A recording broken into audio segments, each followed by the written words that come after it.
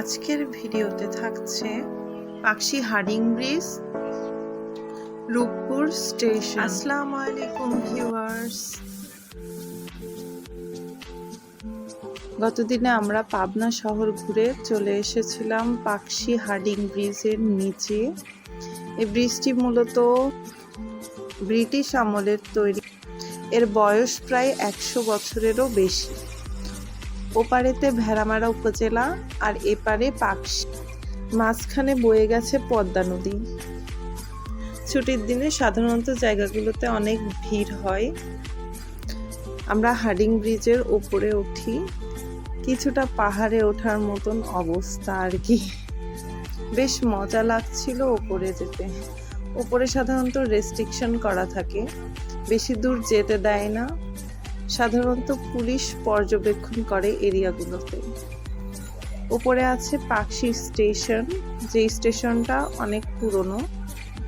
গতদিনে বৃষ্টির কারণে কিছুটা পিচ্ছিল হয়েছিল, উঠতেও কিছুটা ভয় করছিল, তবুও ভয়কে জয় করে উপরে উঠেই গেলাম।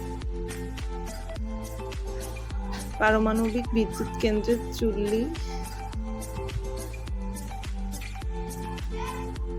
রেল লাইনের ওপরে অনেক মানুষের সমাগম ছিল।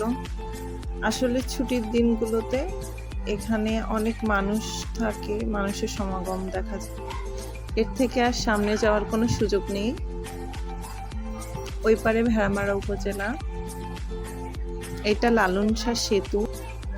এরপর চলে গিয়েছিলাম রূপপুর নতুন স্টেশনে।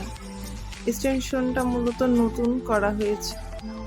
পারমাণবিক বিদ্যুৎ কেন্দ্রে মালপত্র আনা নেওয়ার কাজে মূলত ব্যবহার করা হয়। আমরা মূলত পায়ে হেঁটে স্টেশনের দিকে যেতে চেয়েছিলাম, কিন্তু কিছু দূর যাওয়ার পরে বুঝলাম স্টেশনটা হার্ডিং ব্রিজের নিচ থেকে অনেকটাই দূরে। আপনারা যারা যাবেন তারা হার্ডিং ব্রিজের নিচে অটো পেয়ে যাবেন, অটো বা রিক্সা। তারপরে ওইখান থেকে বললে নিয়ে যাবে। কিছু দূর হাঁটার পরে আমরা অটোতে করে স্টেশনে যেয়ে পৌঁছাই। এখানে তেমন পরিবেশ বলতে অনেকটা নিরিবিলি, মানুষের তেমন আসে না। আসলেও 2-1 বা কেউ দল বেঁধে আসে, তেমন আবার আসে না, কারণ এটা তো স্টেশন, এখানে কোনো মানুষ পরিবহন করার জন্য নয়, তাই তেমন লোকজনের আনাগোনাও কম। যদি কেউ আসেন তবে সেফটি মেনটেন করে আসতে পারেন। জায়গাটা অনেক নিরিবিলি, শান্ত, অনেক ভালো লেগেছিল জায়গাটাতে। আমি চেয়েছিলাম রেল লাইনের ওপর দাঁড়িয়ে সামনের ফুটেজ নিতে, কিন্তু এসে দেখি অনেক ট্রেন ছিল সামনে, তাই আর রেল লাইনের ওপর থেকে ফুটেজ নেওয়া হয়নি।